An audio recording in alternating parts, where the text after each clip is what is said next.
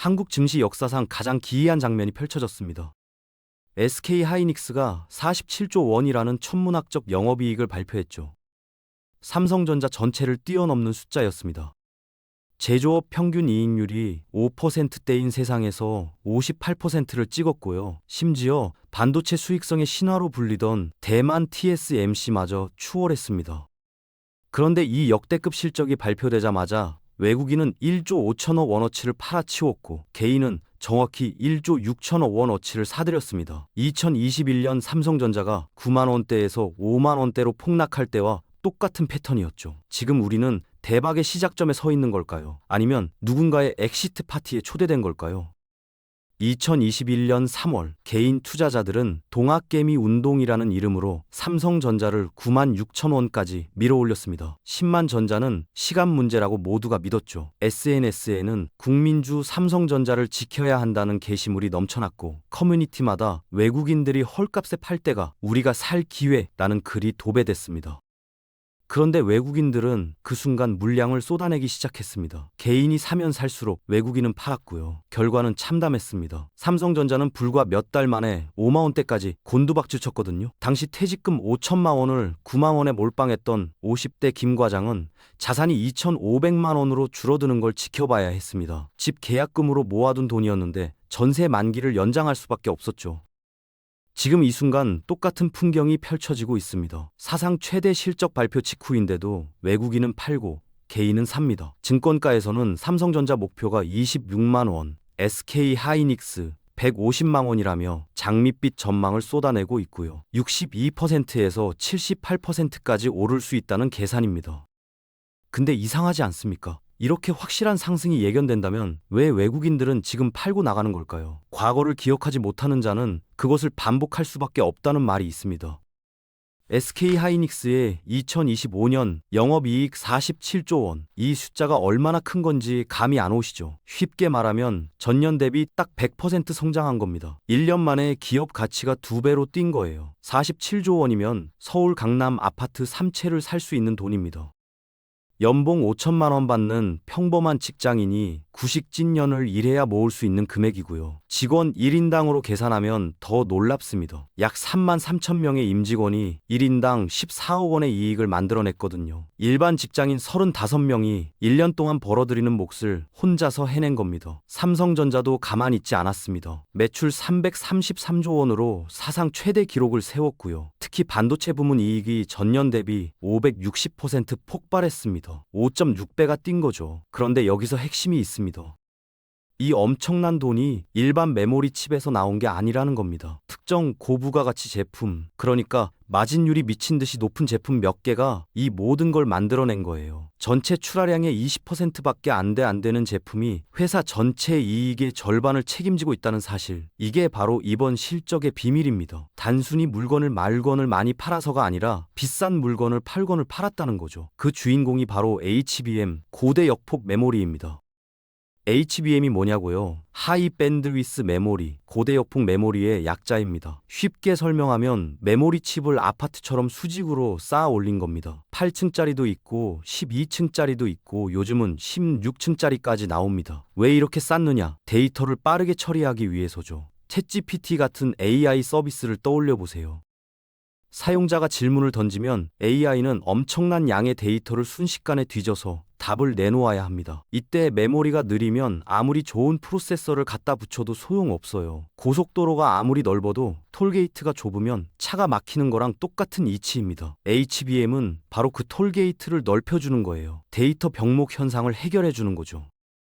그래서 AI 시대에는 필수품이 된 겁니다. 시장 점유율을 보면 더 명확합니다. 2025년 3분기 기준으로 SK 하이닉스가 57%를 차지하고 있습니다. 시장의 절반 이상을 혼자 먹고 있는 거예요. 삼성전자는 22%에 머물러 있고요. 이 격차가 바로 두 기업의 실적 차이를 만들어낸 겁니다. 더 놀라운 건 수익 구조입니다.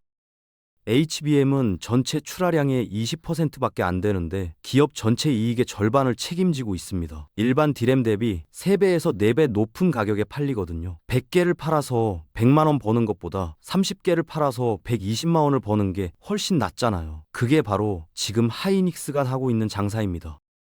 그런데 왜 SK 하이닉스는 되고 삼성전자는 안 됐을까요? 핵심은 단 한 글자, 수율입니다. 수율이 뭐냐? 제품 100개를 만들었을 때 정상품이 몇 개 나오느냐? 그 비율입니다. 일반 반도체도 수율이 중요하지만 HBM처럼 칩을 층층이 쌓는 제품에서는 수율이 생사를 가릅니다. 12층짜리 HBM을 만든다고 생각해 보세요. 1층 칩의 수율이 90%라고 칩시다. 괜찮은 수치죠. 그런데 이걸 12층 쌓으면 어떻게 될까요? 0.9를 12번 곱하는 겁니다. 최종 수율은 28%까지 떨어집니다. 만든 것 중에 3개만 팔 수 있고 7개는 버려야 한다는 얘기예요. 이러면 장사가 안 됩니다. 그런데 만약 각 층의 수율을 95%로 올리면 어떻게 될까요? 최종 수율이 54%로 뛰어오릅니다. 5%포인트 차이가 결과적으로는 2배의 격차를 만드는 거죠. SK 하이닉스는 바로 이 수율 싸움에서 삼성전자를 압도했습니다. 하이닉스는 일찍부터 높은 수율을 확보했고 그 덕분에 엔비디아의 까다로운 품질 테스트를 통과할 수 있었습니다. 엔비디아 입장에서 생각해보세요. AI 칩 한 개 가격이 수천만 원입니다. 여기에 불량 메모리를 붙였다가 전체가 고장나면 손실이 어마어마하죠.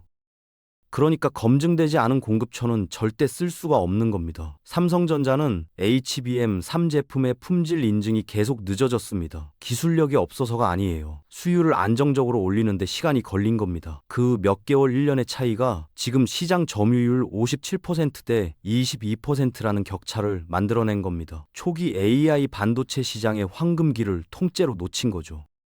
그럼 2021년 상황과 지금 뭐가 다른 걸까요? 증권가에서는 이번엔 다르다고 말합니다. 근본적인 차이가 있다는 거죠. 2021년은 코로나 팬데믹 때문에 수요가 폭증한 겁니다. 사람들이 집에 갇혀 있으니까 노트북 사고, TV 사고, 게임기 사고, 개인 소비가 터진 거예요. 전형적인 BEC, 기업이 소비자한테 파는 장사였습니다.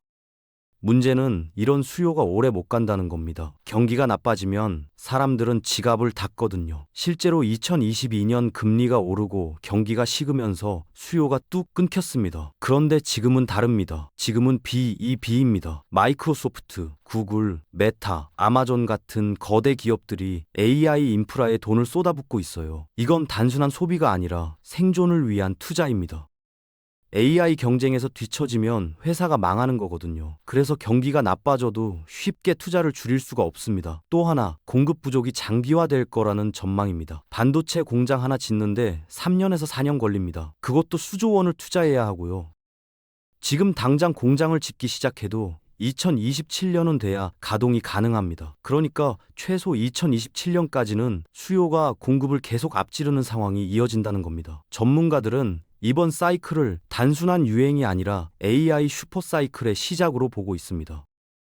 향후 5년에서 10년간 이어질 구조적 성장기라는 거죠. 공급이 부족하면 어떻게 될까요? 가격 결정권이 제조사한테 넘어옵니다. 사고 싶어도 물건이 없으니까 비싸게 팔아도 다들 사가는 겁니다. 그래서 58%라는 기록적인 영업이익률이 나온 거고요. 2021년과는 구조 자체가 다르다는 게 낙관론자들의 주장입니다. 실적 발표 이후 수십 곳의 증권사가 일제히 목표가를 올렸습니다. 삼성전자는 26만 원, SK 하이닉스는 150만 원이라는 숫자가 나왔어요. 지금 가격에서 60%에서 78%까지 오를 수 있다는 계산입니다. 논리는 간단합니다. 한국 반도체 기업의 PER, 그러니까 주가 수익 비율이 미국 마이크론 같은 경쟁사보다 현저히 낮다는 겁니다. 이른바 코리아 디스카운트죠. 한국 기업은 같은 이익을 내도 주가가 낮게 평가받는다는 겁니다. 이 디스카운트가 해소되면 주가가 급등할 수밖에 없다는 논리예요. 그럴듯하게 들립니다. 문제는 증권사 리포트가 얼마나 가변적이냐는 겁니다. 일주일 전에 목표가 20만 원이라고 했다가 실적 좋으니까 갑자기 26만 원으로 올리는 시기예요. 반대로 악재가 터지면 하루아침에 15만 원으로 내립니다. 금융 전문가들은 이런 잦은 목표가 조정이 투자자에게 혼선을 준다고 경고합니다. 리포트는 참고 자료일 뿐이지 절대적 기준이 아니라는 거죠. 더 큰 문제가 있습니다. 제시된 목표가는 모든 게 완벽하게 흘러갈 때의 최상 시나리오라는 겁니다. AI 투자가 예상대로 계속되고 공급 부족이 지속되고 관세 같은 악재가 없고 삼성전자가 반격하지 못하고 이 모든 조건이 맞아떨어져야 26원이니 150만 원이니 하는 숫자가 나오는 겁니다. 현실은 그렇게 단순하지 않죠. 60에서 70%의 수익이 보장된 것처럼 보이지만 이건 어디까지나 이론일 뿐입니다. 증권사는 주식을 사라고 부추기는 게 그들의 비즈니스거든요. 리포트를 맹신하는 순간 당신은 누군가의 출구 전략에 이용당할 수 있습니다. 실적 발표 이후 수십 곳의 증권사가 일제히 목표가를 올렸습니다. 삼성전자는 26만 원, SK하이닉스는 150만 원이라는 숫자가 나왔어요. 지금 가격에서 60%에서 78%까지 오를 수 있다는 계산입니다. 논리는 간단합니다. 한국 반도체 기업의 PER, 그러니까 주가 수익 비율이 미국 마이크론 같은 경쟁사보다 현저히 낮다는 겁니다. 이른바 코리아 디스카운트죠. 이 디스카운트가 해소되면 주가가 급등할 수밖에 없다는 논리예요. 문제는 증권사 리포트가 얼마나 가변적이냐는 겁니다. 일주일 전에 목표가 20만 원이라고 했다가 실적 좋으니까 갑자기 26만 원으로 올리는 시기예요. 반대로 악재가 터지면 하루아침에 15만 원으로 내립니다. 더 큰 문제가 있습니다. 제시된 목표가는 모든 게 완벽하게 흘러갈 때의 최상 시나리오라는 겁니다. AI 투자가 예상대로 계속되고 공급 부족이 지속되고 관세 같은 악재가 없고 이 모든 조건이 맞아떨어져야 나오는 숫자입니다. 60에서 70%의 수익이 보장된 것처럼 보이지만 이건 어디까지나 이론일 뿐입니다. 리포트를 맹신하는 순간 당신은 누군가의 출구 전략에 이용당할 수 있습니다. 장밋빛 전망 뒤에 숨어있는 리스크를 짚어봐야 합니다. 첫 번째, 트럼프 관세 폭탄입니다. 미국은 자국 내 생산을 강요하면서 100% 관세를 매기겠다고 압박하고 있어요. 한국 반도체 기업 입장에서는 치명적입니다. 수출로 먹고 사는 회사인데 관세가 붙으면 가격 경쟁력이 사라지거든요. 미국 현지에 공장을 지어야 하는데 문제는 비용입니다. 미국 인건비는 한국보다 훨씬 높고 숙련된 인력도 부족합니다. 공장 가동하는 순간 이익률이 뚝 떨어질 수밖에 없어요. 두 번째, 공급 과잉의 재래입니다. 지금은 공급이 부족해서 가격을 마음대로 올릴 수 있지만 2027년에서 2028년쯤 되면 상황이 역전됩니다. 지금 짓고 있는 대규모 공장들이 완공되면서 물량이 쏟아지거든요. 그러면 다시 가격 폭락의 사이클이 시작됩니다. 반도체 업계는 원래 이런 식이에요. 호황과 불황이 반복되는 겁니다. 세 번째, 삼성전자의 반격 변수입니다. 삼성전자가 HBM사 양산에 성공해서 수율을 회복하면 어떻게 될까요? SK하이닉스의 독점적 지위가 흔들리고 이익이 분산됩니다. 시장 점유율 57%가 40%로 떨어질 수도 있는 거죠. 그러면 지금 같은 초고 수익은 불가능해집니다. 마지막으로 대기업 무패 신화의 종말입니다. 과거 노키아는 휴대폰 시장의 절대 강자였습니다. 블랙베리도 그랬고요. 하지만 스마트폰 시대가 오면서 둘 다 사라졌습니다. 1등 기업이라도 기술 변화에 한번 뒤처지면 영원한 강자로 남을 수 없다는 교훈입니다. 지금 SK하이닉스가 1등이지만 5년 뒤에도 그럴 거라는 보장은 없습니다. 2012년 SK하이닉스는 아무도 관심 없던 HBM 팀을 꾸렸습니다. 딱 20명 규모였어요. 당시 HBM은 돈이 안 되는 틈새 시장이었습니다. 그런데 하이닉스는 10년 넘게 묵묵히 투자했습니다. 수익은 안 나는데 연구개발비만 쏟아부은 겁니다. 반면 삼성전자는 스마트폰 시장 호황에 집중했습니다. 갤럭시가 날개 돋친 듯 팔리던 시절이었죠. HBM 같은 틈새 시장은 과소평가했고요. 이 선택의 차이가 10년 뒤 명암을 갈랐습니다. 2022년 11월 챗GPT가 세상에 나왔습니다. 이게 반도체 수요의 패러다임을 완전히 바꿔놓았어요. 갑자기 AI가 모든 산업의 중심이 됐고 HBM이 필수가 된 겁니다.